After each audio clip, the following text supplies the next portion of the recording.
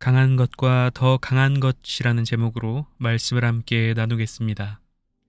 오늘 본문 말씀을 살펴보면 사사시대 사람들은 모세와 여호수아 때의 신앙을 제대로 이어가지 못했다는 것을 알 수 있습니다. 본문 바로 앞절인 10절 말씀에 기록되었듯이 그들은 신앙의 다음 세대가 아닌 다른 세대가 되었습니다. 그들은 원망과 불평으로 하나님을 떠났고 우상신인 바알과 아스타롯을 섬기기에 이르렀습니다. 이에 하나님은 진노하셨고 이스라엘 백성들을 주변 민족들에게 넘겨주어 노략을 당하게 하셨습니다. 그렇게 이스라엘 백성들은 괴로운 삶을 살게 되었고 그제서야 그들은 하나님께 슬피 울며 부르짖게 되었습니다. 이때 하나님께서는 고통 가운데 부르짖는 백성들을 그냥 버리지 않으시고 사사들을 세우셔서 구원을 베풀어 주십니다.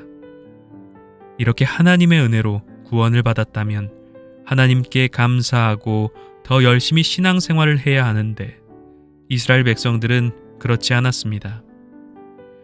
문제를 해결받고 삶이 편안해지자 그들은 다시 하나님을 떠났습니다.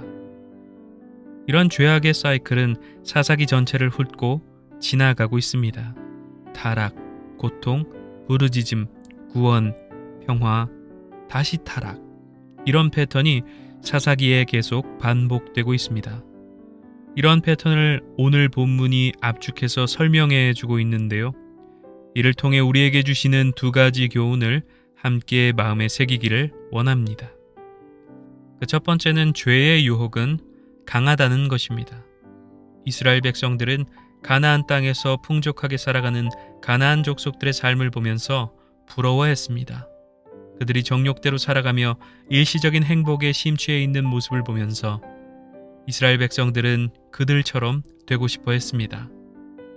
그렇게 이스라엘 백성들은 가나안 땅에서 잘 먹고 잘 살기 위해 그들의 욕망을 충족시켜 줄 수 있는 바알과 아스타롯을 섬기기 시작했습니다. 결국 이스라엘 백성들은 하나님의 백성이라는 정체성을 버리고 가나안 족속들처럼 되어버린 것입니다. 죄의 유혹은 이처럼 강한 것입니다. 그리고 오늘을 살아가는 우리도 마찬가지로 이 죄의 유혹으로부터 자유로울 수 없습니다. 우리는 이 이스라엘 백성들의 어리석은 모습이 우리에게도 있지는 않은지 돌아보아야 합니다. 우리에게도 이와 같이 죄의 종로로 타려는 본성이 있습니다. 고통 가운데에서는 하나님께 부르짖지만 편안해지면 다시 정욕대로 살아가고자 하는 그 성향이 나타나는 것입니다. 그러나 우리의 본성이 그렇다고 해서 그저 그렇게 흘러가는 대로 살아가서는 안 됩니다. 그것은 하나님이 기뻐하시는 모습이 아니기 때문입니다. 죄가 우리를 넘어뜨리려고 할 때에 우리는 주의 보혈을 의지하여 믿음의 싸움을 싸워나가야 합니다. 예수님의 십자가를 바라보며 죄의 지배를 받지 않기 위해서 분투해야 하는 것이죠. 그것이 진정한 하나님 백성의 모습입니다. 오늘 말씀이 주는 두 번째 교훈은 하나님의 사랑은 죄의 유혹보다 더 강하다는 것입니다. 우리가 죄를 끊어내는 이 힘겨운 싸움을 싸워나갈 때 반드시 붙잡아야 할 것이 있습니다. 그것은 바로 하나님의 사랑입니다. 사사기 말씀을 들여다보면 몇 번이고 하나님을 배신하고 떠난 이스라엘 백성들을 끝까지 포기하지 않으시고 붙잡으시는 놀라운 하나님의 사랑을 발견할 수 있습니다. 이방 나라를 들어서 이스라엘을 치시는 하나님의 모습을 보면 하나님의 분노와 공의만 보이는 것 같습니다. 그러나 이 하나님의 징계는 자식을 바른 길로 이끄려는 아버지의 마음에서 비롯된 것이라는 사실을 우리는 기억해야 합니다. 하나님은 이스라엘 백성들을 너무나도 사랑하셨기 때문에 그들이 고집스럽게 하나님을 떠나 죄를 지을 때에도 그들보다 더 고집스럽게 그 백성을 포기하지 않으시고 붙들어 주셨던 것입니다.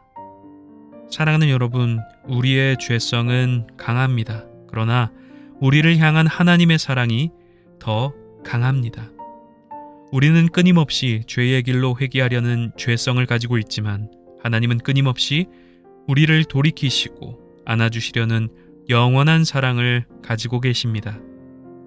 오늘 하루도 이 하나님의 사랑을 의지하여 죄와 싸우며 거룩한 주님의 백성으로 살아가는 복된 날이 되시기를 주님의 이름으로 축원합니다.